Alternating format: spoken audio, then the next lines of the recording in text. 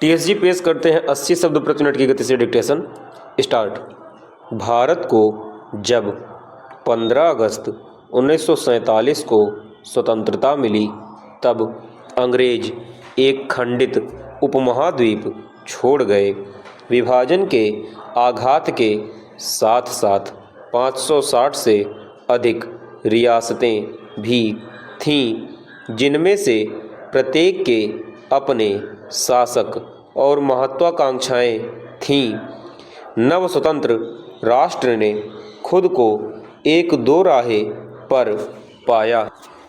एकता के अभाव में कठोर मेहनत से प्राप्त स्वतंत्रता खोखली होती है। ऐसे महत्वपूर्ण मोड़ पर एक व्यक्ति ने चुनौती स्वीकार की और वे थे सरदार वल्लभ भाई पटेल, देश के पहले उप प्रधानमंत्री और गृह मंत्री।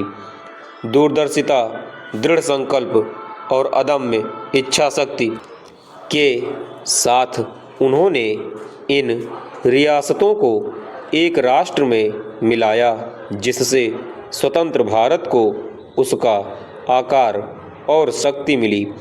राष्ट्र को एकीकृत करने वाले इस महान व्यक्तित्व के अद्वितीय प्रयासों को वह मान्यता नहीं मिली जिसके वे वास्तव में हकदार थे।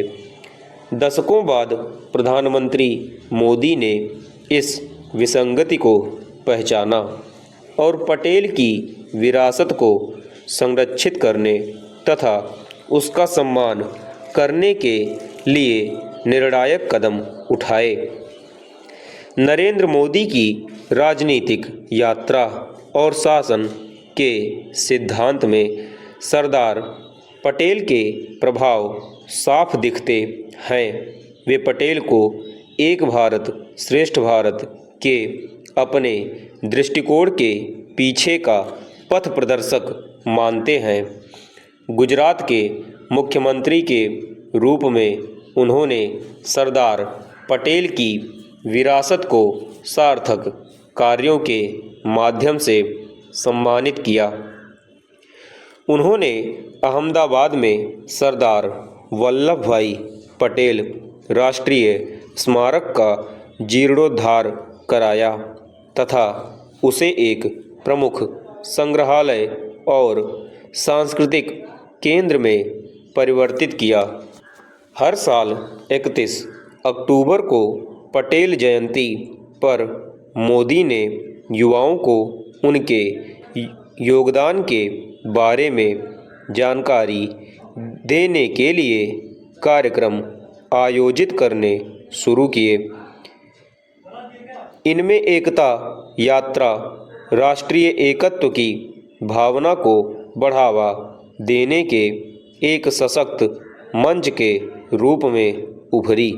सरदार पटेल के प्रति मोदी की श्रद्धा के सबसे प्रभावशाली प्रतीक के रूप में गुजरात में नर्मदा नदी के तट पर स्टैचू ऑफ यूनिटी स्थापित हुई। मुख्यमंत्री मोदी द्वारा परिकल्पित और 31 अक्टूबर 2018 को प्रधानमंत्री के रूप में उनके द्वारा अनावृत यह प्रतिमा दुनिया की सबसे ऊंची प्रतिमा है। पूर्ण विराम चेंज। इसकी 182 मीटर की ऊंचाई प्रतीकात्मक रूप से गुजरात के 182 विधानसभा क्षेत्रों का प्रतिनिधित्व करती है। मोदी ने इस प्रतिमा के निर्माण में पूरे देश को शामिल करने के लिए लोहा अभियान शुरू किया, जिसमें देश के 6 लाख से अधिक गांवों के किसानों ने लोहे के औजार दान किए। इस अभियान ने राष्ट्रीय एकता की भावना को मूर्त रूप दिया।